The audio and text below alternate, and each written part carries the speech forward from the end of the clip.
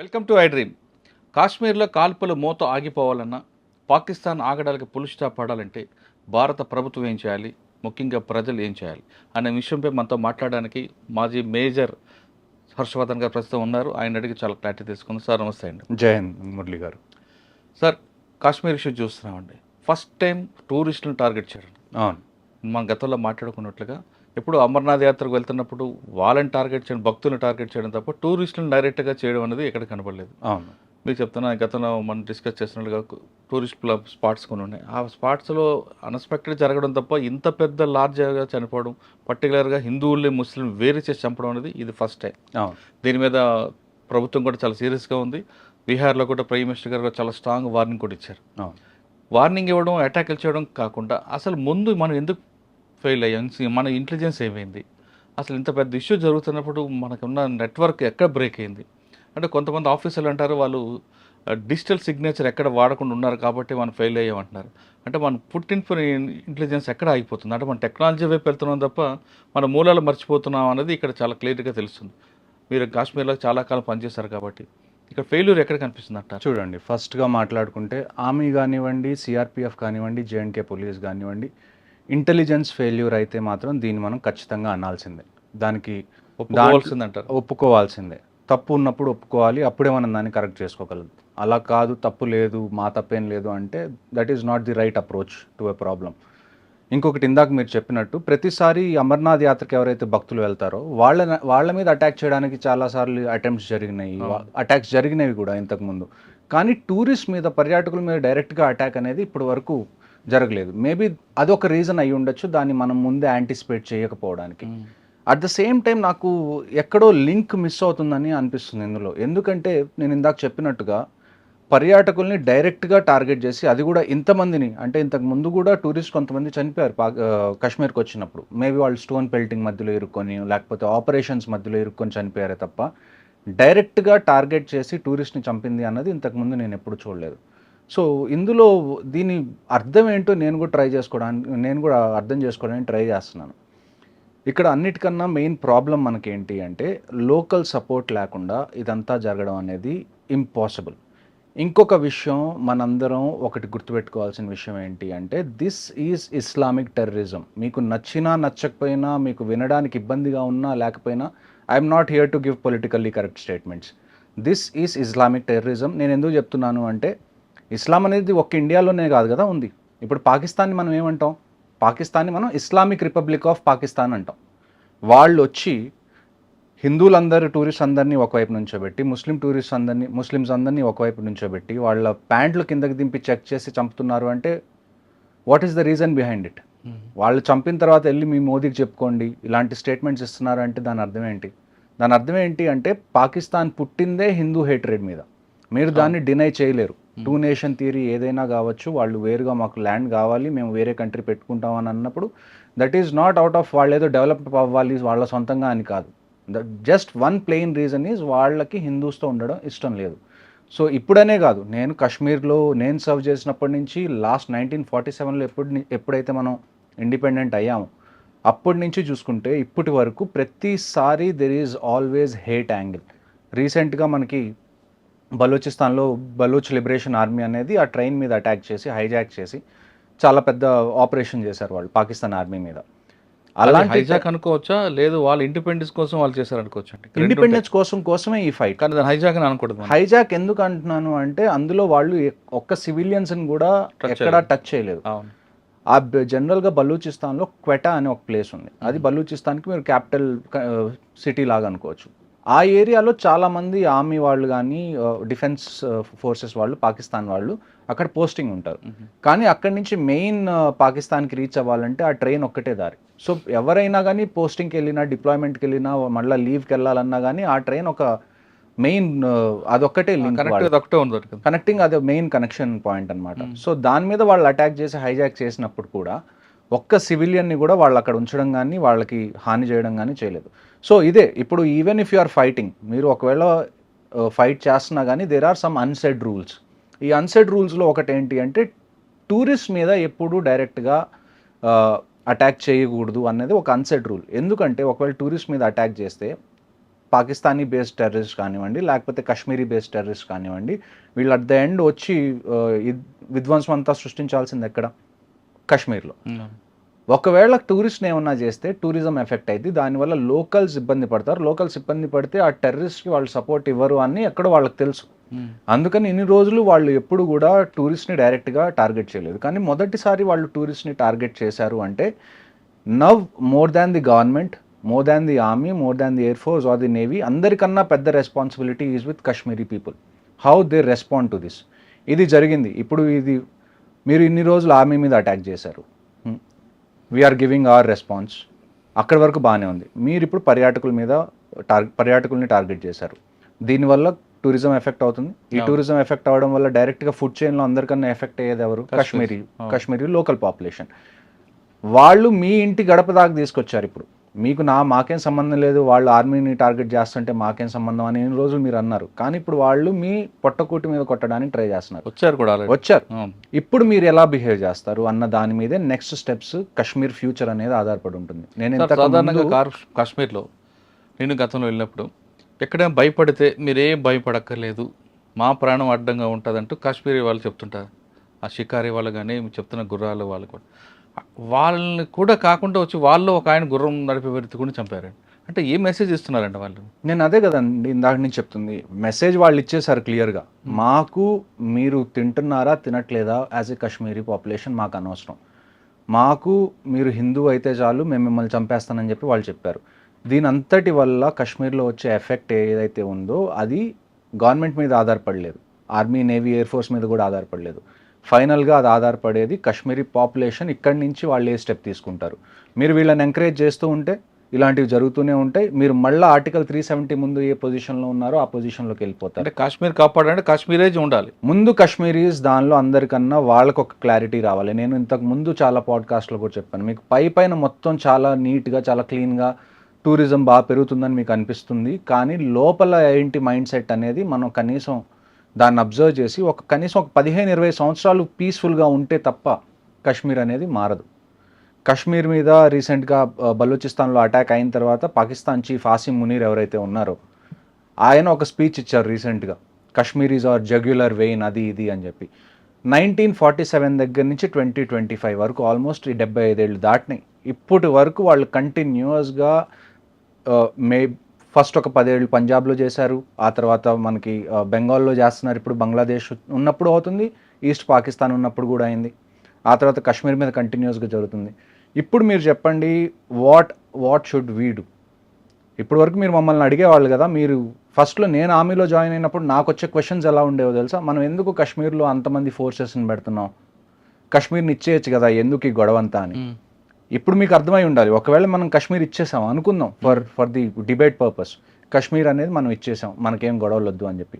Do you really think వాళ్ళు కాశ్మీర్ దగ్గర అవుతారా? కాశ్మీర్ ఇప్పుడు ఎక్కడైతే పాకిస్తాన్ ఆక్యుపైడ్ కాశ్మీర్లో అన్ని టెర్రరిజం క్యాంప్స్ ఉన్నాయో ఆ క్యాంప్స్ అన్ని కాశ్మీర్లోకి షిఫ్ట్ అవుతాయి. కాశ్మీర్ తర్వాత పంజాబ్ తర్వాత హిమాచల్ తర్వాత ఉత్తరాఖండ్, ఇక్కడికి టెర్రరిజం రావడం స్టార్ట్ అవుతుంది. ఆ 3 ఆక్యుపై చేసుకుంటారు, ఆ తర్వాత ఢిల్లీకి వస్తారు, చిన్నగా మీ ఇంటి దాకా వస్తారు. అప్పుడు చండీగఢ్ నుంచి అటువైపు వెళ్తారు, కరాచీ వైపు వెళ్ళిపోవచ్చు. అప్పుడు మీరు ఏం చేస్తారు?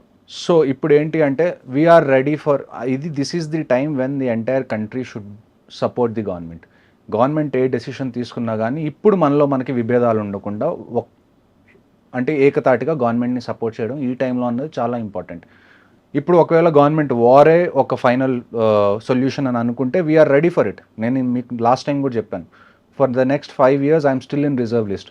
నేనేదో వార్ జరగాలి అని చెప్పట్లేదు. ఒకవేళ జరిగితే మేము పార్టిసిపేట్ చేయడానికి రెడీగా ఉన్నాం. There is no second question.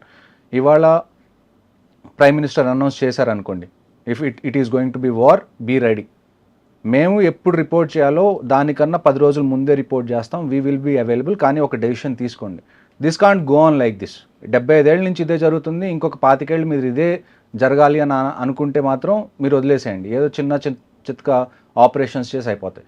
ఇక్కడ అన్నిటికన్నా మెయిన్ ప్రాబ్లం మనకి టెర్రరిజం కాదు, అన్నిటికన్నా మెయిన్ ప్రాబ్లం మనకి పాకిస్తాన్ ఆర్మీ. మీరు ఒక విషయం గుర్తుపెట్టుకోవాలి, every country has an army, but Pakistan army has a country. ఇది మీరు ఫస్ట్ నుంచి చూస్తున్నారు. ఎప్పుడైతే అక్కడ ఒక స్ట్రాంగ్ లీడర్, ఒక ప్రైమ్ మినిస్టర్ గాను ప్రెసిడెంట్ గాను అవుతారో పాకిస్తాన్లో, వెంటనే ఏమవుతుందండి? వెంటనే కూ జరిగిపోతుంది, పాకిస్తాన్ ఆర్మీ వచ్చి టేక్ ఓవర్ చేస్తుంది, మళ్ళీ వాళ్ళు పాలించడం మొదలు పెడతారు. ఇప్పుడు ఏదైతే ఈ బలూచిస్తాన్లో జరిగిందో దీని తర్వాత పాకిస్తాన్ ఆర్మీకి క్రెడిబిలిటీ పడిపోతుంది. ఇలాంటి టైంలో వాళ్ళ క్రెడిబిలిటీని కాపాడుకోవడానికి దిస్ మస్ట్ బీ సమ్ చాలా డెస్పరేట్గా చేసిన అటెన్షన్ డైవర్షన్ చేయడం అంటారు. కాదు, చాలా ఇప్పుడు డెస్పరేట్గా ఉన్నారు, ఇంకా వాళ్ళని వాళ్ళు ప్రూవ్ చేసుకోవాలి. ఇప్పుడు ఈ అటాక్ అవుతుంది, ఈ అటాక్ అయితే మనకి ఈజీగా తెలుసు ఇది పాకిస్తాన్ చేయించింది అని. ఇప్పుడు మన గవర్నమెంట్ ఏముంటుంది, లేకపోతే మన ప్రజలు ఏమంటారు, పాకిస్తాన్ మీద యాక్షన్ తీసుకోవాలి అంటారు.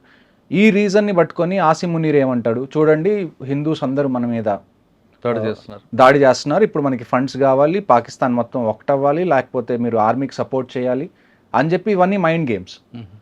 ఈవెన్చువల్గా ఏమవుతుందండి, పిఓకే ఏమంటాం మనం, పాకిస్తాన్ ఆక్యుపైడ్ కాశ్మీర్ మంది అంటాం కదా, మరి ఎల్సీ ఏం చేస్తుంది మధ్యలో? ఎల్సీని జరపండి. మీరు ఒక్కసారి ఇండియన్ ఆర్మీకి ఆర్డర్ ఇచ్చి చూడండి. మోదీ గారు జస్ట్ ఇండియన్ ఆర్మీకి గో అహెడ్ అనే ఒక్క ఆర్డర్ ఇవ్వాలి చాలు. నేను మీకు 2020, 2019 ఆ టైం విషయం చెప్తాను. డీజీఎంఓ అని ఒక అపాయింట్మెంట్ ఉంటుంది ఆర్మీలో, పాకిస్తాన్ ఆర్మీలో కూడా ఉంది, ఇండియన్ ఆర్మీలో కూడా ఉంది. డీజీఎంఓ అంటే డైరెక్టర్ జనరల్ మిలిటరీ ఆపరేషన్స్. అంటే ఈ రెండు కంట్రీస్లో ఏ మిలిటరీ ఆపరేషన్స్ జరగాలన్నా అది డీజీఎంఓ దగ్గర నుంచి ఇనిషియేట్ అవుతుంది. అలాంటి DGMO, Pakistan DGMO 15 core commander. మీరు చాలా టీవీ షోస్లో చూసుంటారు. జనరల్ కేజేఎస్ ఢిల్లో అని చెప్పి ఒక లెఫ్టినెంట్ జనరల్ ఉన్నారు, 15 కోర్ కమాండర్ ఆయన. జనరల్ టైనీ ఢిల్లో అని కూడా అంటారు ఆయన. ఆయనకి డీజీఎంఓ పాకిస్తాన్ డైరెక్ట్గా ఫోన్ చేసి, ఏంటండి మీరు ఎల్సీ దగ్గర చిన్న ఏదైనా జంతు గదిలినా కానీ మీరు అంత అటాక్ చేస్తున్నారు అని. అలాంటి ఆపరేషన్స్ ఇంతకుముందు జరిగినాయి. This is not the first time. The only option right now we have is LC మీద దీపావళి జరగాలి. ప్రతిసారి దీపావళి మనం వింటర్స్లో చేసుకుంటాం, ఈసారి దీపావళి సమ్మర్స్లో చేసుకోవాలి. వాడండి, మన దగ్గర ఉన్న ప్రతి వెపన్ ఏదైతే ఉందో వాడండి. మనం ఎస్కలేషన్ గురించి భయపడకూడదు. ఇప్పటి వరకు మన మైండ్ సెట్ ఎలాగుంది చూడండి. ఈ కంట్రీలో మనకున్న అతిపెద్ద దరిద్రం ఏంటి అంటే, మనకి చిన్నప్పటి నుంచి ఇప్పటి వరకు నేర్పించింది ఏంటంటే నాన్ వైలెన్స్, మెచ్యూర్గా ఉండండి. An eye for an eye makes the whole world blind అంటారు, which is a very stupid argument. An eye for an eye makes the competition equal. ఇప్పుడు నేను ఉన్నాను, ఒక్కొక్కడితో గొడవ పడుతున్నాను, వాడి కన్ను తీసేశాను. ఇప్పుడు వాడు నా కన్ను తీయకపోతే నా దగ్గర 2 కళ్ళు ఉన్నాయి, వాడి దగ్గర ఒక్క కన్నే ఉంది. నేను మళ్ళీ వాడిని అటాక్ చేసినప్పుడు ఎవరి దగ్గర అడ్వాంటేజ్ ఉంటుంది? నా దగ్గర అడ్వాంటేజ్ ఉంటుంది. సో ఇవన్నీ చెప్పుకోవడానికి బాగుంటాయి. An eye for an eye makes the whole world blind. No, if you don't take the eye in response of this, ఇలాంటివి ఇంకా పెరుగుతూనే ఉంటాయి, ఇవి తగ్గవు. సో మనం మోడీ గారు కూడా ఇవాళ స్ట్రాంగ్ వార్నింగ్ ఇచ్చారండి. ఖచ్చితంగా 27 మంది ప్రాణాలు తీసుకున్న అందరినీ వదిలిపెట్టు, మట్టిలో కలుపుతామంటారు. అంతేకాకుండా మనకి వాళ్ళకున్న అగ్రిమెంట్స్ అన్నీ కూడా క్లోజ్ చేశారు. వాటర్ ఇష్యూ కానీ లేదా సరే మన బార్డర్ ఇష్యూస్ కూడా క్లోజ్ చేశారు. అటువంటి వాటి వల్ల వాళ్ళకి ఏమైనా ఇబ్బంది వస్తుంది అంటారా? చూడండి, నేను పంజాబ్లో కూడా పోస్టింగ్లో ఉన్నప్పుడు నేను సత్లజ్ రివర్ మీద చాలా పనిచేశాను. సో ఇండస్ వాటర్ ట్రీటీ ఏంటి అంటే, ఈస్టర్న్ రివర్స్ ఏవైతే ఉన్నాయో 3 రివర్స్, వాటిని మెయిన్గా పాకిస్తాన్ యూస్ కోసం, వెస్టర్న్ రివర్స్ ఏవైతే ఉన్నాయో 3 అవి ఇండియన్ యూస్ కోసం అనేది అది ట్రీటీ జరిగింది. వరల్డ్ బ్యాంక్ ఈ ట్రీటీని కుదిర్చింది యాక్చువల్గా. సో ఇప్పుడు మనకు అడ్వాంటేజ్ ఏంటి అంటే, ఈ ఇండస్ వాటర్ ట్రీటీ మనం బంద్ చేయడం వల్ల మనకున్న పెద్ద అడ్వాంటేజ్ ఏంటి అంటే, పాకిస్తాన్లో ఏదైతే అగ్రికల్చర్ జరుగుతుందో అగ్రికల్చర్ మొత్తం ఈ రివర్స్ మీద ఆధారపడే జరుగుతుంది. సింధు, ఇండస్, రావి, రావి, ఇంకొక రివర్ ఏదో 3 రివర్స్, హిమాచల్ ప్రదేశ్, బియాస్, హిమాచల్ నుంచి ఏవైతే ఉన్నాయో ఇవన్నీ కొన్ని టిబెట్లో ఆరిజిన్ అవుతాయి, కొన్ని హిమాచల్లో ఆరిజినేట్ అవుతాయి. జనరల్లీ హిమాలయాస్లో ఆరిజినేట్ అయ్యే రివర్స్ అన్ని అరేబియన్ సీలో కలవడానికి మన ఇండియా నుంచి పాకిస్తాన్ మీదుగా వెళ్ళి అరేబియన్ సీలో కలుస్తాయి. సో కొన్ని ఇండియాలో నుంచి వెళ్ళి అరేబియన్ సీలో కలుస్తాయి. వాటి కంట్రోల్ కంప్లీట్గా మన దగ్గర ఉంది. కొన్ని రివర్స్ ఏంటంటే ఇండియా నుంచి వెళ్ళి పాకిస్తాన్లోకి ఎంటర్ అయ్యి ఆ తర్వాత అరేబియన్ సీలో కలుస్తాయి. ఈ ఏ రివర్స్ అయితే ఇండియాలో ఎంటర్ అయ్యి తర్వాత పాకిస్తాన్లోకి ఎంటర్ అవుతాయో దాని కంట్రోల్ మన దగ్గర మనం పెట్టుకోవచ్చు. ఇండస్ వాటర్ ట్రీటీ వల్ల మనం పెట్టుకోవట్లేదు, కానీ ఒకవేళ మనం ఇండస్ వాటర్ ట్రీటీని ఇప్పుడు నల్ అండ్ వాయిడ్ చేసిన తర్వాత అక్కడ అగ్రికల్చర్ ఏదైతే ఉందో దాన్ని మొత్తాన్ని దానికి డిసైడింగ్ ఫ్యాక్టర్ ఇది అవుతుంది. ఇప్పుడు మీరు అక్కడ అగ్రికల్చర్ జరగాలి అని మీరు అనుకుంటే, ఇండియా అనుకుంటే పాకిస్తాన్లో అగ్రికల్చర్ జరగాలి అని అప్పుడే అవుతుంది. ఒకవేళ ఇండియా అక్కడ కరువు రావాలి అని అనుకుంటే ఇక్కడ ఉన్న వాటర్ని మనం బ్లాక్ చేస్తాం, దానివల్ల వాళ్ళు అగ్రికల్చర్ సరిగ్గా చేసుకోలేరు. And at the same time ఎప్పుడైతే ఏదైనా వార్ లాంటి సిచ్యువేషన్ వచ్చిందనుకోండి, కొన్నిసార్లు మీరు ఏరియా మొత్తాన్ని ఫ్లడ్డింగ్ చేయాల్సి వస్తుంది. వాళ్ళ ఎక్విప్మెంట్ ఏవి ముందుకు రాకుండా వాళ్ళ సోల్జర్స్ ముందుకు రాకుండా ఆ ఏరియా మొత్తాన్ని వాటర్లో ఫ్లడ్డింగ్ చేయాలన్నా కానీ అప్పుడు ఈ రివర్స్ మనకి యూజ్ అవుతాయి. సో ఓవరాల్గా ఇక మీద నుంచి పాకిస్తాన్లో నీళ్లకు సంబంధించి ఏ ఇబ్బంది వచ్చినా కానీ అది ఇండియా వల్లే. అంటే ఇప్పుడు అగ్రిమెంట్ ఆపారు కాబట్టి పాకిస్తాన్లో ఖచ్చితంగా కరువు ఉంటుంది అంటారా? ఖచ్చితంగా. అంటే పబ్లిక్ అక్కడ పబ్లిక్ సఫర్ అవుతుంది. మన పబ్లిక్ సఫర్ అయింది కదండి. It's not the army who has suffered this time. ఇప్పుడు మీరు ఆర్మీ టు ఆర్మీ పెట్టుకున్నారు, లేకపోతే మీరు టెర్రరిస్ట్ పంపించారు, ఆర్మీ టెర్రరిస్ట్తో ఫైట్ చేస్తుంది, లేకపోతే అది వేరే విషయం. అది వేరే విషయం. పబ్లిక్ మీదకి వచ్చాడు, పబ్లిక్ ని మీరు టచ్ చేయకూడదు, నో మ్యాటర్ వాట్. ఒక కంట్రీ మొత్తానికి ఆర్మీ కానీ పోలీస్ కానీ ఇవన్నీ సెక్యూరిటీ ఏజెన్సీస్ ఎందుకున్నాయి అంటే పబ్లిక్ ని టచ్ అవ్వకుండా మేము చూసుకునేలాగా ఉన్నాయి. అలాంటిది మీరు పబ్లిక్ ని టచ్ చేశారు. ఇప్పుడు పబ్లిక్ ని టచ్ చేసిన తర్వాత if our public is suffering will make sure you face the consequences. ఇప్పుడు మనం ఎంతమందికి మెడికల్ వీసాస్ ఇస్తున్నామండి ఇండియాలో వచ్చి ట్రీట్మెంట్ చేయించుకోవడానికి పాకిస్తానీస్కి? We have been kind enough, but మరీ మనం ఇంత కైండ్గా ఉంటే don't take this as helplessness. అచ్చా, అంటే ఇప్పుడు జలసంధి అనేది బ్రేక్ అయింది కాబట్టి సఫర్ అవుతారు ఖచ్చితంగా సఫర్ అవుతారు. సెకండ్ ఇష్యూ ఏంటంటే అట్టారీ వాగా బార్డర్ కూడా క్లోజ్ అన్నారు. దానివల్ల వాళ్ళకి జరిగే నష్టం ఏంటి? వాళ్ళు ఇంకా నేను అదే కదండి మీకు చెప్తుంది, అన్ని వీసాస్ రిజెక్ట్ అయిపోయినాయి, ఎవరు ఇటు నుంచి అటువైపు రావడానికి లేదు. ఏదైతే మనం ఏదైనా పండుగలు ఉన్నప్పుడు మన బీఎస్ఎఫ్ వాళ్ళు అటువైపు పాకిస్తాన్ రేంజర్స్ ఎవరైతే ఈ అట్టారీ వాగా బార్డర్లో స్వీట్స్ డిస్ట్రిబ్యూట్ చేసుకోవడాలు, రోజు ఈవినింగ్ ఆ పెరేడ్లు అవి ఇవి చేయడాలు ఇవి ఆగిపోతాయి. అవన్నీ ఎప్పుడు చేస్తాం మనం? కండిషన్స్ మామూలుగా ఉన్నప్పుడు చేస్తాం. ఇప్పుడు కండిషన్స్ ఏం మామూలుగా లేవు కదా. We are taking a very strong stand as a country. నేను అదే ఇందాక నుంచి చెప్తుంది మీకు. ఇప్పుడు గవర్నమెంట్ని డెసిషన్ తీసుకొనివ్వండి. ఇప్పుడు మీరు మనలో మనం కొట్టుకొని మనలో మనం విడిపోయి మనం ఒక అనానిమస్ సపోర్ట్ ఇవ్వకపోతే ఉన్న గవర్నమెంట్ కూడా ఏమీ చేయలేదు. సో గవర్నమెంట్ ఎంత రోల్ ఉందో ప్రజలుగా కూడా మనకి అంతే రోల్ ఉంది to support the government in what ever stand it takes. Okay, ఇంకా ఇండియాలో ఉన్న పాకిస్తాన్ అందరూ కూడా ఇమీడియట్గా వెళ్ళిపోవాలని చెప్పారు. వాళ్ళ హై కమిషన్ ఏదైతే ఇక్కడ ఉందో, వాళ్ళ డిఫెన్స్ అటాచీస్ ఎవరైతే ఇక్కడ ఉన్నారో వాళ్ళందరూ వెళ్ళిపోవాలి. స్ట్రెంత్ తగ్గిపోయింది. అక్కడ ఉన్న మన వాళ్ళని కూడా మనం వెనక్కి పిలుస్తున్నాం. ఇది చిన్న ఎస్కలేషన్ కన్నా కానీ నన్ను అడిగితే మాత్రం పాకిస్తాన్లో ఉన్న మన హై కమిషన్ని మూవ్ ఇచ్చేసేయండి, ఇక్కడున్న వాళ్ళ హై కమిషన్ని మూవ్ ఇచ్చేసేయండి.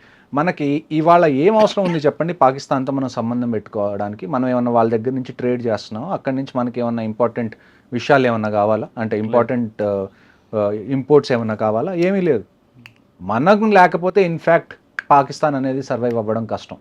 వాళ్ళు లేకపోయినా ఉన్నా కానీ you know how India is. మనం ఎంత ప్రాస్పర్ అవుతున్నాం, మనం ఎంత పని చేస్తున్నాం, మనల్ని మనం ఎంత ఇంప్రూవ్ చేసుకోవడానికి ట్రై చేస్తున్నాం మనందరికీ తెలిసిన విషయం. ఓకే సార్, ఇప్పుడు పాకిస్తాన్ ఇమీడియట్గా వేకెట్ చేయమని చెప్పారు మోడీకి 1 వీక్లో. కానీ ఇక్కడ కొంతమంది మీరు చెప్తున్నట్టుగా హెల్త్ ఇష్యూ లేదు, ఇంకో రకంగా వచ్చి ఉండారు. విశాఖపట్నం ఆ ప్రాంతాలు పిల్లలు కూడా చదువుకున్నారు యూనివర్సిటీలో. వాళ్ళందరూ వెళ్ళిపోతే వాళ్ళకు కూడా ఇబ్బంది కదా. అంటే వాళ్ళు చేసే పనికి నేను ఇదే మీకు చెప్తుంది ఇందాకటి నుంచి, ఇబ్బంది కదా. వై ఆర్ యూ అంటే మీరేమన్నా అది తీసుకున్నారా రెస్పాన్సిబిలిటీ? పాకిస్తాన్లో ఎవరన్నా ఇబ్బంది పడితే అది నా ఇబ్బంది అని చెప్పి మన రెస్పాన్సిబిలిటీ ఎందుకు తీసుకున్నాం? ఒకవైపు వాళ్ళ గవర్నమెంట్ అంతా ఇది చేస్తుంది, మరి మనం ఎందుకు వాళ్ళు ఏమైపోతారో అనుభూతి చూపించగలదంట. ఎందుకు అంత మెచ్యూరిటీ ఎందుకు? 75 ఏళ్ళ నుంచి మీకు ప్రతిసారి ఇలాగ ఏదో ఒకటి జరుగుతుంది, మీరు 2 రోజులు గట్టిగా అరుస్తారు, ఆ తర్వాత మళ్ళీ మనకి పాకిస్తాన్ ఇండియా క్రికెట్ మ్యాచ్ కావాలి అంటారు. ఇలాగైతే కుదరదు. జరిగినప్పుడు మనం క్యాండిల్ ర్యాలీ తీస్తాం, ఆ తర్వాత మళ్ళీ పాకిస్తాన్. అంతెందుకు మన హైదరాబాద్లో రీసెంట్గా పాకిస్తాన్ వచ్చి ఇక్కడ ఆడినప్పుడు మీరు చూసారు ఎయిర్పోర్ట్లో ఎలాగంటి క్రౌడ్. నేను ఎప్పుడు నుంచో చెప్తాను, నన్ను అంటారు చాలామంది, మీరు ఆర్టిస్ట్ని ఎందుకు ఇంక్లూడ్ చేస్తారు, క్రికెటర్స్ని ఎందుకు ఇంక్లూడ్ చేస్తారు అంటే ఇదేంటి, ఇది మా ఆర్మీదో లేకపోతే నేవీదో ఎయిర్ ఫోర్స్దో సొంత గొడవ ఇది? మా ఇంట్లో వాళ్ళని ఏమన్నా టార్గెట్ చేసినందుకు మేము అక్కడికి వెళ్ళామా? లేదు కదా. It is not just our responsibility to support this country, it's responsibility of every individual of this country to support. Okay, అప్పుడే కదా. ఇప్పుడు మీరు ఒక వైపు నుంచి అక్కడి నుంచి ఆర్టిస్ట్ని పిలుస్తున్నారు, వాళ్ళతో మూవీస్ చేస్తున్నారు, వాళ్ళకి డబ్బులు ఇస్తున్నారు, లేకపోతే అక్కడి నుంచి మీరు క్రికెటర్స్ని పిలుస్తున్నారు, వాళ్ళని ఎంకరేజ్ చేస్తున్నారు. ఒకప్పుడు ఎప్పుడైతే యుఎస్కి రష్యాకి గొడవ ఉన్నప్పుడు, కోల్డ్ వార్ ఎప్పుడైతే జరుగుతున్నప్పుడు ఒక్కొక్క కంట్రీ రెండో కంట్రీలో, అంటే యుఎస్లో ఎప్పుడైతే ఒలింపిక్స్ జరిగినాయో రష్యా దాన్ని బాయ్కాట్ చేసింది, రష్యాలో ఎక్కడైతే ఒలింపిక్స్ జరిగినాయో యుఎస్ దాన్ని బాయ్కాట్ చేసింది. జస్ట్ యుఎస్ అండ్ రష్యా కాదు, వీళ్ళ సపోర్టింగ్ కంట్రీస్ ఏవైతే ఉన్నాయో అవి కూడా బాయ్కాట్ చేసింది అటెండ్ అవ్వడానికి. అంత పెద్ద ఒలింపిక్స్నే జనాలు బాయ్కాట్ చేస్తున్నారు వాళ్ళ కంట్రీ మీదకి ఏమన్నా వస్తే. మీరు ఆఫ్టర్ ఆల్ ఛాంపియన్స్ ట్రోఫీ కోసం ఏడుస్తున్నారు. అంటే మీరు చెప్తుంది అక్కడ కంట్రీలో ఉన్న వాళ్ళ ప్రతి సిటిజన్ కమిట్మెంట్ ఉంది, మన దగ్గర కమిట్మెంట్ మన దగ్గర కూడా ఉందండి. మీరు ఇప్పుడు వాళ్ళ సొసైటీలో చూసుకుంటే 90% of the people support what ever the government is going to do. Correct. కానీ ఆ 90% వాళ్ళు వచ్చి బయటికి మాట్లాడలేని పరిస్థితి. ఎవరైతే 10% ఇలాగ మాట్లాడతారో మనం సానుభూతి చూపించాలి, మనం కొద్ది సాఫ్ట్గా ఉండాలి, వీళ్ళ దగ్గరే బయటికి మాట్లాడే సాధనాలు ఉన్నాయి. ఇంకొకటి ఏంటి అంటే చాలామంది, నేను ఇందాక కూడా మీకు చెప్పాను, we have to certify this as Islamic terrorism. చాలామంది ఈ మాట అనడానికి కూడా భయపడే పరిస్థితుల్లో ఉన్నారు ఇవాళ. ఈ మాట డైరెక్ట్గా చెప్పలేరు, ఎందుకంటే వాళ్ళ ఫ్రెండ్స్ని వాళ్ళు ఏమైనా ఇబ్బంది పెడతారేమో, వాళ్ళ ముస్లిం ఫ్రెండ్స్ని, లేకపోతే వాళ్ళ దగ్గర పనిచేసేవాళ్ళు, లేకపోతే వాళ్ళు ఎవరైనా ముస్లిమ్స్ దగ్గర పనిచేస్తుంటే ఇలాంటి స్టేట్మెంట్స్ ఇస్తే వాళ్ళు ఇబ్బంది పడతారేమో అని చెప్పి ప్రతిసారి మీరు వేరే వాళ్ళ మనసుల గురించి ఆలోచించుకునే పరిస్థితి ఏంటి? మీకు ఒక మనసు లేదా? What is your heart saying? You know what the things are on ground. కానీ మన దగ్గర వచ్చిన ఒక మైనస్ ఏంటంటే, మీరు చెప్తుండే ప్రతి ఒక్కరు పాకిస్తాన్ మీద యుద్ధం అనగా నేను వస్తా, నేను వెళ్తా, తుపాకీ ఇవ్వండి వెళ్తానంటాడు. కానీ పాకిస్తాన్ ఇండియా మ్యాచ్ అనగానే మాత్రం డబ్బులు ఎక్కువ పెట్టి బ్లాక్లు పెట్టి ఆ మ్యాచ్ చూస్తాడు. నేను అదే కదా, ఎందుకు ఆ తప్పు కదా? నేను అదే కదా మీకు చెప్తుంది. మనం సినిమా క్రికెట్ని దాటి ఆలోచించకపోతే these two are just your entertainment. What is cinema మీరు చెప్పండి నాకు. ఏముందండి entertainment? Cinema is a business of art, అంతే కదా. ఆయనకి డబ్బులు పంచడం తప్ప మన డబ్బులు తగలపెట్టుకో. మీకేం ఫ్రీగా ఎవరు సినిమా చూపించట్లేదు కదా. మీరు పే చేస్తారు, మీరు ఒక ప్రొడక్ట్ ఎలా కొనుక్కుంటారో సేమ్ అది. దానివల్ల రేపటికి రేపు సినిమాలు ఆగిపోతే ఎంటర్టైన్మెంట్ ఆగిపోతే అని నేను చెప్పట్లేదు. జస్ట్ సినిమా నష్టమే లేదు. సొసైటీలో ఏం పెద్ద నష్టం ఏముండదు. రేపటికి రేపు క్రికెట్ మనం ఆడకపోతే పాకిస్తాన్తో ఆడట్లేదు, మేబీ సౌత్ ఆఫ్రికాతో ఆడతాం, ఆస్ట్రేలియా. సో మనకు ఆప్షన్ మన వాళ్ళు బ్లాక్ అని కొనుక్కొని చూస్తాడు. నేను మీకు చెప్తుంది, ఏ 10% ఎవరైతే ఉన్నారో మనం సాఫ్ట్ గా ఉండాలి, మనకి డైలాగ్ ఉండాలి, మనం 75 డైలాగ్. 10% ఏం చేస్తారు, అదే ఇండియా మీద వార్ అనగానే తుపాకు తీసుకువెళ్తా అంటాడు. చెప్పడానికి చాలా ఈజీ అండి. నేను చెప్తున్నాను కదా, 100కి 90 మంది Indian army great, Indian navy great, Indian air force great అనేవాళ్ళు తప్ప వాళ్ళ కొడుకుల్ని పంపించేవాళ్ళు ఎంతమంది ఉంటారు? నేను కార్గిల్ వార్ చూసినప్పుడు నేను ఇన్స్పైర్ అయ్యాను. For kids of this generation this should be your wake up call. అక్కడ జస్ట్ ఆర్మీ మీద జరగలేదు.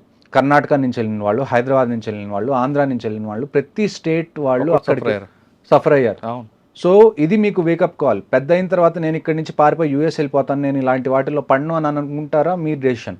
అలా కాదు, ఇలాంటివి మళ్ళీ నెక్స్ట్ జనరేషన్లో జరగకూడదని అనుకుంటారా, join Indian army, navy, air force, police, what ever it is. ఈ దేశంలో మనం శాంతి శాంతి శాంతి అని చెప్పి మనం ఫైట్ చేయాలన్న స్పిరిట్ని చంపేస్తున్నాం చిన్నగా. కరెక్ట్ అండి. మనం ఇప్పుడు మన దగ్గర 100 ఎకరాలు ఉన్నాయండి, 10 ఎకరాలు ఒకడు కబ్జా చేసుకున్నాడు, మీరేం చేస్తారు? అక్కడ ఒక 100 ఎకరాలు మీ దగ్గర ఉన్నాయి, అందులో 10 ఎకరాలు ఒకడు వచ్చి కబ్జా చేసుకున్నాడు, మీరేం చేస్తారు? వాటి మీద యుద్ధంకి వెళ్తాం, ఏదో ఫైట్ చేస్తాం కదా, కోర్టుకి వెళ్తాం ఏదో. మరి ఇక్కడికి వచ్చేటానికి ఇక్కడ కూడా అదే కదా జరుగుతుంది. ఇండియా మొత్తం 100 ఎకరాలు అనుకుంటే అందులో 10 ఎకరాలు కాశ్మీర్ అనుకుంటే వాళ్ళకి తీసుకుందాం అనుకుంటున్నారు. ఇక్కడ మనకు ప్రాబ్లం ఎక్కడ వస్తుంది? మీకు ఇందాక ఫస్ట్ నుంచి అదే చెప్తున్నా, మనం సినిమాలు వచ్చినప్పుడు ఆగస్ట్ 15 వచ్చినప్పుడు మాత్రమే మనం స్పందిస్తాం. ఇలాంటివి ఏమన్నా జరిగితే క్యాండిల్ ర్యాలీ తీస్తాం, తర్వాత ఎవరి పని ఆడితే క్రికెట్ మ్యాచ్, భారత క్రికెట్ మ్యాచ్ అనగానే దానికి కోట్లు ఖర్చు పెడతారు మన వాళ్ళు, బ్లాక్ అని కొనుక్కొని చూస్తారు. అదే పాకిస్తాన్ హీరోయిన్ వచ్చిందని పరిగెడతారు. కానీ అసలు ఇవన్నీ ఆగాలండి, ఇవన్నీ ఖచ్చితంగా ఆపాలి. మీరు ఎన్ని రోజు ప్రతి దానికి కాన్సిక్వెన్సెస్ అనేది ఒకటి ఉండాలి. మీరు తప్పు చేశారా, దానికి ఒక కాన్సిక్వెన్సెస్ ఉండాలి. మీరు ఒక దొంగతనం చేస్తే ఏమవుతుంది? అవును, పట్టుకొని జైల్లో వేస్తారా? అది కాన్సిక్వెన్స్. మళ్ళా చేయకుండా ఆ భయం ఉండాలి. మీరు ఆ భయం పెట్టకపోతే అలాగా. ఈ భయం మనం ఇన్ని రోజులు చేస్తున్న తప్పేంటి అంటే, మనం టెర్రరిస్ట్గా భయం పెడుతున్నాం. పాకిస్తాన్ మనం Rawalpindi, general headquarters of Pakistan army రావల్పిండిలో చేయాల్సిన ఆపరేషన్స్ మనం శ్రీనగర్లో ఎందుకు చేస్తున్నాం? You give a go ahead. నేను డైరెక్ట్గా చెప్తున్నాను ప్రైమ్ మినిస్టర్ గారికి, ఒకవేళ మీరు ఇప్పుడు వార్ జరగాలి అని మీరు అనుకున్నారా, ఎకానమీ విల్ రివైవ్ అండి. ఇండియాలో నాకు తెలిసి Indians are very hard working, we can revive our economy war జరిగిన తర్వాత కూడా. కానీ if the decision of the prime minister is that we have to go to war, I promise you, ఎంతమంది అయితే వెటరన్స్ ఆర్మీ నుంచి retire అయ్యి ఇప్పుడు మామూలుగా సివిల్ లైఫ్లో ఉన్నారో, ఐ టెల్ యూ, మాకు ఫోన్ చేయాల్సిన అవసరం కూడా లేదు. మీరు న్యూస్లో చెప్పండి, లేకపోతే టీవీ స్క్రీన్లోకి వచ్చి 8ంటికి ఎప్పుడు చెప్తారు కదా, చెప్పండి వార్ జరగబోతుంది, everybody should go to the front lines. మాకు ఫోన్లు రావాల్సిన అవసరం కూడా లేదు, మేము వెంటనే ప్యాక్ చేసుకొని మేము వెళ్ళడానికి వీఆర్ వెరీ రెడీ. కానీ ఒక డెసిషన్ తీసుకోండి, stick to it, and this time the solution has to be permanent. ఇలా పిఓకే మనది అంటున్నాం, బలూచిస్తాన్లో పాకిస్తాన్కి ఇష్యూ జరుగుతుంది, డ్యూరెంట్ లైన్ ఎక్కడైతే ఆఫ్ఘనిస్తాన్తో బార్డర్ ఉందో అక్కడ కూడా ఇష్యూ జరుగుతుంది. చైనా ఏమో ఇప్పుడు మొన్నటి వరకు మనకి ఇంకొక అజంప్షన్ ఏంటి, మనం పాకిస్తాన్ ఏమన్నా చేస్తే చైనా మనకి కంప్లీట్గా అగేన్స్ట్ అయ్యే ఛాన్స్ ఉంది. ఇప్పుడు చైనా పరిస్థితి ఏంటి జియోపొలిటికల్ సిచ్యువేషన్లో? యుఎస్కి చైనాకి మధ్యలో ట్రేడ్ వార్ జరుగుతుంది, టారిఫ్స్ అన్ని పెంచేసారు. ఇప్పుడు చైనాలో స్టాక్ మార్కెట్ ఏదైతే ఉందో అది ఆల్మోస్ట్ కొలాప్స్ అయ్యే స్టేజ్లో ఉంది. ఇప్పుడు షీ జిన్పిన్ ఎవరైతే చైనాకి దేవుడు అనుకుంటాం మనం, ఆయన వియత్నాం, మలేషియా లాంటి కంట్రీస్కి వెళ్ళి ఆయన అడుక్కోవాల్సి వస్తుంది, మీరు యూఎస్కి కాకుండా మాకు సపోర్ట్ చేయండి అని. So this is the best time if you have to go for a military operation. ఎందుకంటే పాకిస్తాన్కి సపోర్ట్ చేయడానికి చైనా ఇప్పుడు బిజీగా ఉంది, and at the same time ఒకవైపు నుంచి ఇండియా ఉంటే రెండో వైపు ఆఫ్ఘనిస్తాన్ వైపు నుంచి ఆఫ్ఘనిస్తాన్ ఆర్మీ కూడా రెడీగా ఉంది, తాలిబాన్ ఆర్మీ కూడా రెడీగా ఉంది, ఇంటర్నల్గా బలూచిస్తాన్ ఆర్మీ కూడా రెడీగా ఉంది, and at the same time Tehrik e Taliban Pakistan అని చెప్పి ఒక ఆర్గనైజేషన్ ఉంది which is against the Pakistan army. ఇన్ని ఎలిమెంట్స్ మీ దగ్గర రెడీగా ఉన్నాయి, మీరు యూటిలైజ్ చేసుకోవాలి, ఎక్స్ప్లాయిట్ చేసుకోవాలి అంటే I don't think there is any better time than this. Talibans కూడా స్టేట్మెంట్ ఇచ్చారంట కాశ్మీర్ విషయంలో కూడా. ఇప్పుడు వరకు చైనా, యుఎస్ అందరూ స్టేట్మెంట్స్ ఇచ్చారు. ఇప్పుడు వరకు స్టేట్మెంట్ రాంది కెనడా దగ్గర నుంచే. దాన్ని కూడా మనం చూసుకోవాలి. Why is Canada not giving a statement at? ఎందుకంటే కెనడాలో ఇప్పుడు వరకు మనం చూసాం ఖాళిస్తాన్కి వాళ్ళు సపోర్ట్ చేయడం కానివ్వండి, ఐఎస్ఐకి సపోర్ట్ చేయడం కానివ్వండి, అది కెనడాలో ఉంది. So we have to deal with this also. But before dealing other things మనం ఫస్ట్ డీల్ చేయాల్సింది ఏంటి అంటే, నేను ఖచ్చితంగా మీకు చెప్తున్నానండి, maybe within a month something big is going to happen. Okay, but అది వారా కాదా అన్నది మనం వెయిట్ చేయాలి. సార్ ఒకసారి వెనక్కి వెళ్దాం. కాశ్మీర్ విషయంలో కొంతమంది బోర్డర్ క్రాస్ అయ్యారు, కొంతమంది మిస్ అయ్యారు, వాళ్ళే చేశారు. ఇప్పుడు వరకు మనకున్న ఇన్ఫర్మేషన్ ప్రకారం ఇన్ఫర్మేషన్లో ఎక్కడో లీక్ అయింది, జమ్మూ కాశ్మీర్ పోలీసులకి ఇన్ఫర్మేషన్ ఫెయిల్ అయింది కాబట్టి జరిగింది. వాళ్ళు కూడా ఆ ప్లేస్ని రెక్కి చేసిన తర్వాతే అటాక్ చేశారన్నది చూడండి. ఇప్పుడు వరకు మనకున్న ఇన్ఫర్మేషన్ ఏంటంటే 5 నుంచి 6 టెర్రరిస్ట్ ఉన్నారు. అందులో 3-4 పాకిస్తానీ టెర్రరిస్ట్, 2 మాత్రం ఖచ్చితంగా Kashmiri terrorist, local terrorist. So ఇది మనకున్న ఇన్ఫర్మేషన్. ఇప్పుడు మీరు ఆ ఏరియా చూసుకుంటే అక్కడి నుంచి అక్కడికి రోడ్ లేదు డైరెక్ట్గా పైదాకా వెళ్ళడానికి. వాళ్ళు గుర్రం మీద ఎక్కువ లేకపోతే మ్యూల్స్ మీద ఎక్కువ పైదాకా వెళ్తారు. ఇప్పుడు మీరు గుల్మర్గ్ వెళ్ళారా? గుల్మర్గ్లో మీరు పైకి వెళ్ళిన తర్వాత మీరు ఎలా వెళ్తారు? గండోలా రైడ్ ఉంటుంది, కేబుల్ కార్ రైడ్. మీరు చూసుకుంటే కింద ఏరియాస్లో సెకండ్ ఫేజ్ కి వెళ్ళాక పాకిస్తాన్ కనిపిస్తుంది. కింద ఏరియాస్ మొత్తంలో మీకు ఆర్మీ కానీ ఎవరో ఒకళ్ళు ఉంటారు, కానీ పైన మీకు ఎవరు ఉంటారు. ఎందుకంటే నేను ఇందాక చెప్పినట్టు there is an unsaid rule. ఎక్కడైతే టూరిస్ట్ వీళ్ళందరూ ఉన్నారో, టూరిస్ట్ స్పాట్స్ ఏవైతే ఉన్నాయో అక్కడ వాళ్ళని కొద్దిగా ఫ్రీగా వదిలేద్దాం, వాళ్ళు ఎంజాయ్ చేసుకునేలాగా. అక్కడ మిలిటరీ ప్రెజెన్స్ ఉంటే అంత కరెక్ట్గా ఉండదు అన్న ఉద్దేశంతో మనం ఎక్కడైతే పై స్టేజెస్ ఉంటాయో అక్కడ మనం దాన్ని ఏమంటారు పెద్దగా కదిలించాం. That is what they have taken advantage of. వాళ్ళు వెనకాల నుంచి వచ్చారు జంగల్స్ నుంచి, వాళ్ళు ఆల్రెడీ నాకు తెలిసి అయితే they have been staying in those jungles for at least 1 or 2 months. అక్కడ వాళ్ళ హైడౌట్ ఏదో ఉంది. ఆ హైడౌట్లో వాళ్ళు ఖచ్చితంగా మొత్తం సెట్ చేసుకొని ముందు నుంచే ఉన్నారు. వాళ్ళు ఆర్డర్స్ కోసం వెయిట్ చేసి ఇది 22nd వాళ్ళు ఎగ్జిక్యూట్ చేశారు. And I can కన్ఫర్మ్లీ say there is Pakistan army behind this, especially Asim Munir, the chief of army staff of Pakistan. ఎందుకంటే Asim Munir అనే ఆయన, he is not a general soldier. ఆయన ఇంతకుముందు ఎక్కువగా ఐఎస్ఐలో పనిచేశారు. he is a spy soldier. So ఇలాంటి యథవేషాలన్నీ ఆయన వేయడానికి చాలా ఛాన్సెస్ ఉన్నాయి. అండ్ ఇంటర్నల్ సోర్సెస్ కూడా ఎక్కడో చోట పాకిస్తాన్ నుంచి నాకు వచ్చిన ఓపెన్ సోర్స్ ఇంటెలిజెన్స్ నెట్వర్క్ నుంచి నాకు తెలిసిన విషయాలు ఏంటి అంటే, yes, Asim Munir is involved in this. అంటే ఈ టైంని ఎందుకు ఎంచుకున్నాడు అనుకోవచ్చు మనం. ఈ టైం అంటే ఇప్పుడు నేను అదే కదండి మీకు ఇందాక చెప్పాను. ఇందాక బలూచిస్తాన్లో వాళ్ళు దెబ్బతిన్నారు, డ్యూరెంట్ లైన్లో ఎక్కడైతే ఆఫ్ఘనిస్తాన్తో వాళ్ళకి బార్డర్ ఉందో అక్కడ వాళ్ళకి ఇబ్బంది నడుస్తుంది. And at the same time ఇంటర్నల్గా తెహ్రీకే తాలిబాన్ పాకిస్తాన్ కూడా వాళ్ళని ఇబ్బంది పెడుతుంది. ఇమ్రాన్ ఖాన్ని వాళ్ళు జైల్లో వేశారు. ఇమ్రాన్ ఖాన్ సపోర్టర్స్ ఎవరైతే ఉన్నారో వాళ్ళని ఇబ్బంది పెడుతున్నారు. పేరుకి షహబాజ్ షరీఫ్ పిఎం కానీ మొత్తం నడిపించేది మొత్తం chief of army staff, ISI chief, వీళ్ళే నడిపిస్తారు పాకిస్తాన్ మొత్తంలో. సో వీళ్ళు ఇన్ని తట్టుకుంటున్నారు ఈ టైంలో ఇంటర్నల్గా. ఇలాంటి టైంలో వాళ్ళందరూ వాళ్ళ కంట్రీని యునైట్ చేయాలి అంటే హిందూస్కి అగేన్స్ట్గా మనం వెళ్ళాలి, హిందూస్ని మనం చంపాలి. సార్ ఇప్పుడు మీరు అన్నట్టు హిందూకి వ్యతిరేకంగా చంపారు, పాయింట్లు ఇప్పి చూపించి మరి, లేదా కురాణం చదవని వాళ్ళకి వెంటపడి మరి చంపారు. అవును, కానీ ఒక గుర్రం నడుపుకొచ్చిన ముస్లిం కూడా చంపారు. నాకు తెలిసిన ఇన్ఫర్మేషన్ ప్రస్తుతానికి ఏంటి అంటే, చూడండి, at the end Kashmiri survive అయ్యేది దేని మీద? టూరిజం మీద. నేను ఇందాక చెప్పినట్టు. సో చాలామంది టూరిజంలో ఎవరైతే ఉన్నారో కాశ్మీర్లో, they are really nice to people who visit there. ఎందుకంటే అది వాళ్ళ లైవ్లీహుడ్ కాబట్టి. సో నాకు తెలిసిన ఇన్ఫర్మేషన్ ఏంటి అంటే, ఈ గుర్రం అతను ఎవరైతే ఉన్నారో అతను ఈ ఇష్యూ జరుగుతున్నప్పుడు ఆ రైఫిల్ స్నాచ్ చేయడానికి ట్రై చేశాడు టెర్రరిస్ట్ దగ్గర నుంచి. సో అతన్ని కూడా అందుకని చంపేశారు. సాధారణంగా మీరు చెప్పిన ఆ ప్లేసు మనం స్విట్జర్లాండ్, ఇండియన్ స్విట్జర్లాండ్ అంటాం. నేను కూడా వెళ్ళా. అక్కడ నూడిల్స్, మంచి గావా, ఇంకొక అవన్నీ కూడా బంద్ ఉన్నాయండి. మంచి క్వశ్చన్ అడిగారు. ఇంకొకటి నాకు తెలిసిన ఇన్ఫర్మేషన్ ఏంటంటే, రాత్రి చాలామంది అక్కడ చాయ్ వాళ్ళు కానివ్వండి, లేకపోతే అక్కడ చిన్న చిన్న ఏవో ఒక బిజినెస్ చేసుకున్న వాళ్ళు ఎవరైతే ఉన్నారో వాళ్ళు రాత్రి గాయమైపోయారు. వాళ్ళు పనికి రాలేదు next day. So somewhere locals also కొంతమందికి తెలుసు నెక్స్ట్ డే ఇలాగేదో పెద్దది జరగబోతుందని. ఎందుకంటే ఇలాంటివి నేను కాశ్మీర్లో డే టు డే బేసిస్ నేను చూసేవాడిని. ఎప్పుడైతే ఎక్కడన్నా ఏదైనా ఇన్సిడెంట్ జరుగుతుంది అంటే మాకుండే ఫస్ట్ ఇండికేషన్ రోజు రెగ్యులర్గా కనిపించే విషయాలు కనిపించకపోవడం. That is the first indication.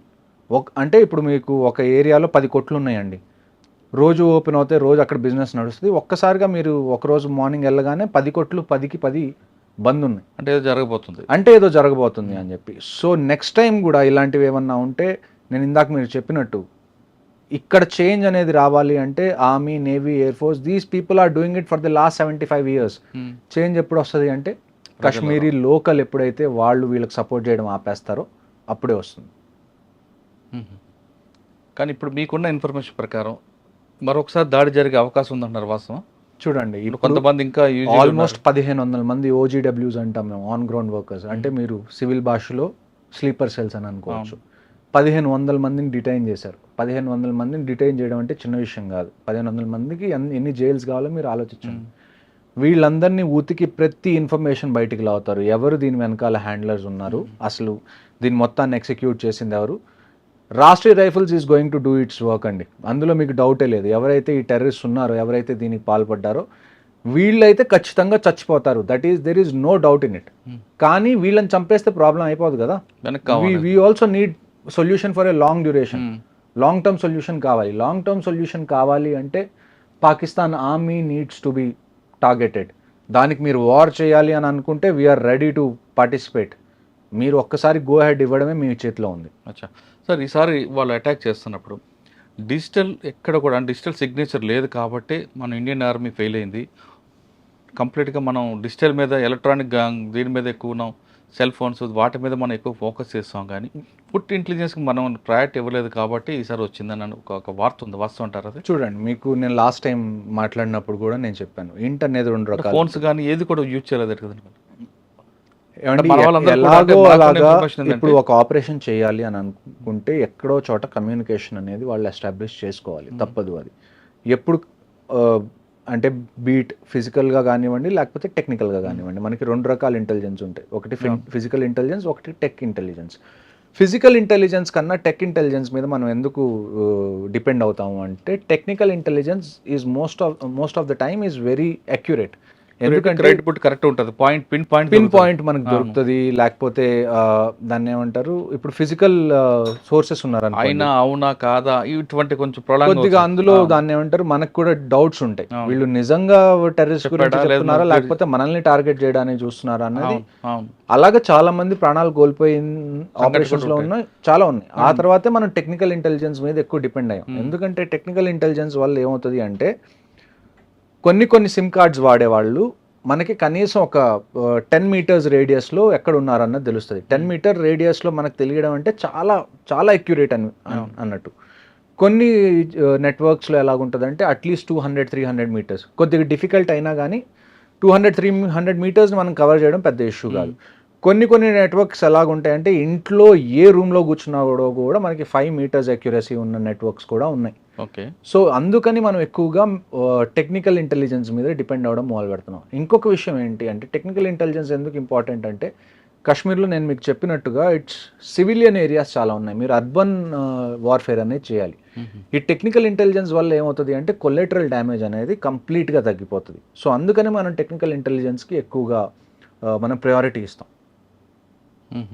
కానీ మీరు చెప్తున్నాక ఫుడ్ ఇంటెలిజెన్స్ ఎందుకు ఇవ్వట్లేదు? మరి ఫుడ్ ఇంటెలిజెన్స్ ఇవ్వట్లేదని కాదండి, ఫుడ్ ఇంటెలిజెన్స్ కూడా మన దగ్గర ఉంటుంది. కానీ అదంతా అక్యురేట్ కాదు అంటున్నాను నేను. అదే అవునట కాదట అది డౌట్ఫుల్ గా ఉంటుంది కొద్దిగా. అదే ఆర్మీని కూడా మిస్యూజ్ చేయడానికి కూడా. ఇంకొక న్యూస్ ఏమొచ్చింది మనకి దీని మీద అప్డేట్ ఏం తెలిసింది, వచ్చిన వాళ్ళు ఆర్మీ యూనిఫామ్ వేసుకొని వచ్చారు, వాళ్ళు జనాల్ని కన్ఫ్యూజ్ చేశారు. అన్నిటికన్నా నాకు బాధేసిన విషయం ఏంటి అంటే, ఇదంతా జరిగిన తర్వాత కొంతమంది అడవులోకి పారిపోయారు చాలామంది టూరిస్ట్. ఇండియన్ ఆర్మీ అక్కడికి వచ్చి వాళ్ళందరినీ రెస్క్యూ చేస్తే వాళ్ళందరూ భయపడుతున్నారు. అంటే అసలు ఇండియన్ ఆర్మీని చూసి కూడా వాళ్ళకి ఏమనిపిస్తుంది అంటే, మళ్ళీ టెర్రరిస్ట్ వచ్చారు మమ్మల్ని చంపడానికి అని. ఇండియన్ ఆర్మీ వాళ్ళని కూర్చోబెట్టి, లేదు మేము ఆర్మీ వాళ్ళని చెప్పి నచ్చ చెప్పాల్సి వచ్చింది. అది పరిస్థితి, అక్కడ గ్రౌండ్ రియాలిటీ అది. ఇక్కడ హైదరాబాద్ లాగానో, లేకపోతే గుంటూరు లాగానో, విజయవాడ లాగా లాంటి రియాలిటీ కాదు ఇక్కడ.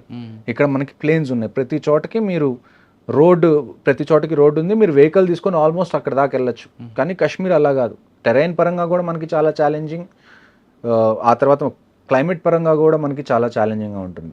కానీ ఏ ఛాలెంజెస్ ఉన్నా కానీ నేను మీకు చెప్తుంది అదే, ఇఫ్ అ సొల్యూషన్ ఏదన్నా గవర్నమెంట్ తీసుకుంటే we are ready to encourage it, we are ready to participate in it. Okay sir, ఇప్పుడు కొంతమంది ఎస్కేప్ అయ్యారు, అంటే కొంతమంది దాటి ఉండొచ్చు, లేదా ఇంకా లోపల కొంతమంది ఉండొచ్చు. మరొకసారి అటాక్ చేసే అవకాశం ఉందంటే కేవలం పెహల్గాం కాకుండా మిగతా ఏరియాలు ఆ గుల్మార్గ్, తర్వాత కూడా సోన్మార్గ్ ఇప్పుడు 2 ఆపరేషన్స్ జరిగినాయండి. ఆ తర్వాత కూడా నేను అదే చెప్తుంది, కాశ్మీర్లో ప్రతిరోజు ఏదో ఒక సెక్టర్లో ఆపరేషన్ అనేది జరుగుతుంది. బారాముల్లాలో నిన్న 2 మనం చంపేశాం, టెర్రరిస్ట్ని ఎంటర్ అవుతున్నప్పుడు బారాముల్లా సెక్టర్లో. ఇవాళ ఉదయం నుంచి మళ్ళీ ఇంకొకటి ఆపరేషన్ స్టార్ట్ అయింది ఉదంపూర్ దగ్గర, బసంత్ నగర్లో. అందులో పారా ఎస్ఎఫ్ సోల్జర్ కూడా మళ్ళీ ఒక ఆయన ఇవాళ చనిపోయారు. నిన్న జరిగిన 22న జరిగిన అటాక్లో హైదరాబాద్కి చెందిన ఐబీ ఆఫీసర్ చనిపోయారు. ఆ తర్వాత ఒక Indian navy officer lieutenant Vinay అని, ఆయనకి గట్టిగా ఒక వారం రోజులైంది మ్యారేజ్ అయ్యి హనీమూన్ మీద వైఫ్తో కలిసి అక్కడికి వెళ్ళారు, ఆయన చనిపోయారు. So every drop of blood there will be a revenge. అంటే ఇప్పుడు చనిపోయిన 26 మంది ఉన్నారండి, చంపిన 4 ఉన్నారు. ఆ 4 మనం చంపుతామా లేదా వాళ్ళని? ప్రతి ఒక్కళ్ళు, నలుగురు కాదు, ఈ నలుగురికి ఎవరైతే సపోర్ట్ చేశారో, ఈ ప్లాన్ ఎవరైతే వేశారో, దీన్ని ఎవరైతే ఎగ్జిక్యూట్ చేశారో, వీళ్ళకి లాజిస్టిక్ సపోర్ట్ ఎవరిచ్చారో ప్రతి ఒక్కళ్ళు. ఇజ్రాయెల్ చేసిందండి, ఇజ్రాయెల్ లాంటిది ఏం చేసింది, గాజాకి వెళ్ళింది, ఎవరైతే సపోర్ట్ చేశారో వాళ్ళందరినీ చంపేసింది. రష్యా యుక్రెయిన్ మీదకి వెళ్ళింది, మనం ఎందుకు వెళ్ళలేం? మన మీద కోర్టులో కేసు వేస్తారు, ఇంటర్నేషనల్ కోర్ట్ ఆఫ్ జస్టిస్లో ఏనివ్వండి. కోర్టు కేసులు మీరు సివిల్లో చూస్తారు కదా, ఎన్ని రోజులు నడుస్తాయి కోర్టు కేసులు? సంవత్సరాలు నడుస్తాయి, నడవనివ్వండి. మీకు this is the time you have to teach them A lesson. మీరు ఇంకా దీన్ని డిలే చేసి మేము సాఫ్ట్గా ఉంటాం, మేము పద్ధతిగా ఉంటాం, మనం ఏమన్నా సవాలమా? అవును, ప్రతిసారి ఇలాగ మన మీద ఏదైనా జరగడం, మనం ఒక 2 రోజులు క్యాండిల్ పట్టుకోవడం, మళ్ళీ ఒక 2-3 నెలల తర్వాత మళ్ళీ క్రికెట్ కావాలి, లేకపోతే అక్కడి నుంచి యాక్టర్స్ కావాలి అని మాట్లాడుకోవడానికి. At least this time take a stand. ఎందుకంటే ఈసారి జరిగింది ఆర్మీ మీద కాదు, మనకి పుల్వామా జరిగింది. పుల్వామా ఎవరి మీద జరిగింది? ఆర్మీ మీద జరిగింది, సిఆర్పిఎఫ్ మీద జరిగింది. బట్ దిస్ టైం ప్రజల మీదకి వచ్చింది. ఎవరి దగ్గర అయితే ఒక వెపన్ లేదు, ఎవరికైతే ఏ ఇంటెన్షన్ లేదు మీతో గొడవపడాలనుకున్న వాళ్ళ మీద, ఎవరి దగ్గర అయితే దాన్ని ఏమంటారు శక్తి లేదో వాళ్ళ మీద మీరు శక్తిని ప్రదర్శించారు. ఇప్పుడు మీ మీద శక్తి ఉన్న వాళ్ళు ప్రదర్శిస్తే ఎలా ఉంటుందో మీకు తెలుస్తుంది ఈవెన్చువల్గా. ఓకే సార్, ఫైనల్గా చెప్పండి, బయటకు వచ్చారు మీరు రిటైర్ అయిపోయి వచ్చిన తర్వాత, ఈ ఇన్సిడెంట్ వినగానే మీ రక్తం బాయిల్ అయిందా? మరొకసారి వెళ్దాం అనిపించిందా? ఖచ్చితంగా నేను మీకు ఇందాటి నుంచి అదే చెప్తున్నాను, if war is the only solution now, మాకు ఫోన్ కాల్స్ లెటర్స్ రావాల్సిన అవసరం కూడా లేదండి. We are in the reserve list, we will be there the next morning. మేము రిపోర్ట్ చేస్తాం మా రెజిమెంట్స్కి, మీరు డెసిషన్ తీసుకోండి, వీఆర్ రెడీ. సార్ అక్కడికి వెళ్ళిన తర్వాత, అంటే ఇంతకుముందు కూడా మీరు వారంలోనే దాంట్లో చూస్తుంటారు, మీకు ఎవరు గైడెన్స్ చేస్తారు? ఒక దగ్గర జరిగింది, ఇన్ఫర్మేషన్ ఉంది, కొట్టరండి అంటారా, లేదు వాడిని పికప్ చేస్తారమంటారు? అంటే ఫస్ట్ ప్రయారిటీ అరెస్టా, పికప్? ఇలాంటి విషయాలు జరిగినప్పుడు అరెస్ట్ అనే దానికి ఎవరు మీరు? నన్ను పర్సనల్గా అడిగితే అండి, నేను అరెస్ట్ చేయాలి అంటాను.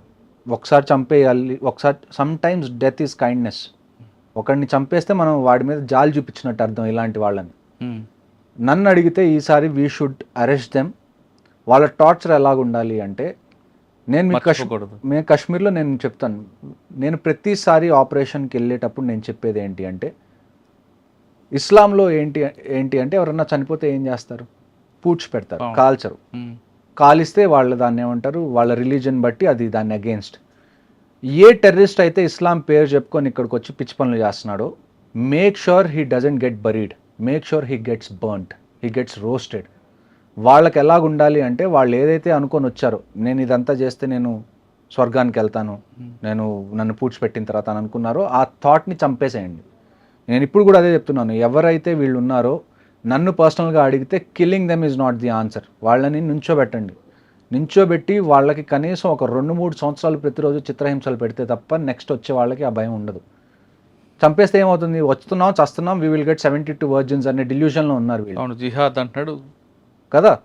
ఈసారి రానివ్వండి, పట్టుకోండి, వాళ్ళని చంపకుండా వాళ్ళని జీవోత్సవాల్లాగా ఎన్ని రోజులు ఉంచగలిగితే అన్ని రోజులు మీరు ఉంచండి. That is how you teach a lesson నన్ను అడిగితే. కానీ దొరికే అవకాశం తక్కువ అంటారు. ఖచ్చితంగా దొరికే అవకాశం తక్కువ కాదండి. ఇప్పుడు ఏంటి అంటే, వాడి దగ్గర వెపన్ లేదనుకోండి, ఈజీగా వెళ్ళి ఎంత కష్టమైనా కానీ మనం పట్టుకోవచ్చు. కానీ మనం అక్కడికి వెళ్ళినప్పుడు ఏమవుతుందంటే గన్ ఫైట్ స్టార్ట్ అయిపోతుంది, ఫైర్ ఫైట్ స్టార్ట్ అయిపోతుంది. అందులో ఏంటి అంటే, మనం ఎంత ట్రై చేసినా వాడిని చంపకుండా పట్టుకోవాలి అన్న ఎంత ట్రై చేసినా కానీ ఎప్పుడైతే గన్ ఫైట్ స్టార్ట్ అవుతుందో ఈవెన్చువల్గా వాళ్ళని చంపాల్సి వస్తుంది. కానీ ఇప్పుడు ఈ జరిగిన ఇన్సిడెంట్లో నలుగురు వచ్చారు, కానీ మరో ముగ్గురు వాడికి ఎస్కేప్ చేయడానికి కూడా ఉండొచ్చు అనేది ఒక ఇన్ఫర్మేషన్ ఉంది. ఇంకొక ఇన్ఫర్మేషన్ నాకు వచ్చింది ఏంటంటే, ఈ మొత్తం ఆపరేషన్ అయిపోయిన తర్వాత, వాళ్ళు చేసింది ఏదైతే ఉందో అది అయిపోయిన తర్వాత, ఒక ఇద్దరు ముగ్గురు లోకల్స్ వాళ్ళని తప్పించుకోవడానికి హెల్ప్ చేశారన్నది నాకు వచ్చిన ఇన్ఫర్మేషన్.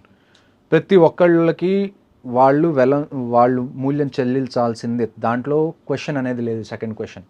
కానీ అది ఎలాగన్నది మనం వేచి చూడాలి. ఏదైనా పిఎం గారి డెసిషన్ మీద ఉంది. పిఎంగా చూడండి, లోకల్గా ఏది జరగాలన్నా కానీ ఆర్మీ డెసిషన్ తీసుకుంటే చాలు. బట్ ఇది చిన్న విషయం కాదు. ఆర్మీ మీద ఏదైనా అటాక్ అయింది, లేకపోతే ఏదైనా టెర్రరిస్ట్ ఆపరేషన్ కాదు ఇది. It is a direct declaration of war. ఎందుకంటే వాళ్ళు సివిలియన్స్ని టచ్ చేయకుండా ఉండాల్సింది. సివిలియన్స్ని టచ్ చేశారు అంటే directly or indirectly somewhere they want war, we will give it to them. Okay, Kashmir మీద యుద్ధం ప్రకటించారు పాకిస్తాన్ అంటున్నారు మేజర్ హర్షవర్ధన్ గారు. అక్కడ చనిపోయింది టూరిస్టులు కాదు, భారతదేశం మీద యుద్ధం ప్రకటించారు కాబట్టి ప్రతి ఒక్క ప్రాణానికి మనం ప్రతీకారం తీర్చుకోవాల్సిన సమయం ఆసన్నమైంది అంటున్నారు మేజర్ గారు. ఇప్పటికైనా ప్రధానమంత్రి గారు ఖచ్చితంగా సరైన సమయంలో మంచి డెసిషన్ తీసుకుంటే, నేను బయటికి రావడానికి నాతో కాదు, నేనే కాదు, ఖచ్చితంగా రిటైర్ అయిన వాళ్ళందరూ కూడా ముందుకు వస్తాం, ఫోన్ కాల్ కూడా అవసరం లేదు, జస్ట్ న్యూస్లో చెప్తే చాలు వస్తాం, మన సడాకని చూపిద్దాం అంటూ ఆయన వార్నింగ్ ఇస్తున్నారు. ఇప్పటికైనా చాలామంది కేవలం టూరిస్టులు చనిపోయినప్పుడు మాత్రమే మనం క్యాండిల్ ర్యాలీలు తర్వాత కార్యక్రమాలు చేసి ఏదో మమ అనిపించకుండా, ఎప్పుడు కూడా మనం ఎప్పటికైనా సరే మన దేశ పాకిస్తాన్ కాబట్టి దాంతో ప్రతీకారం చేయడానికి మీరందరూ ముందుకు రండి. అంతేగాని భారత్ పాక్ మ్యాచ్ అవ్వగానే చప్పట్లు కొట్టడం, పాకిస్తాన్ హీరోయిన్లు వస్తే వెల్కమ్ చెప్పడం అనేది కరెక్ట్ కాదంటూ ఆయన చెప్తున్నారు. అది కాశ్మీర్లో జరిగిన ఇష్యూపై మేజర్ హర్షవర్ధన్ గారితో ఎక్స్క్లూజివ్ ఇంటర్వ్యూ. వచ్చే వారం మరో ఇష్యూలో మళ్ళీ కలుద్దాం. అంతవరకు నమస్తే సార్. Thank you. చనిపోయిన ప్రతి ఒక్క కుటుంబానికి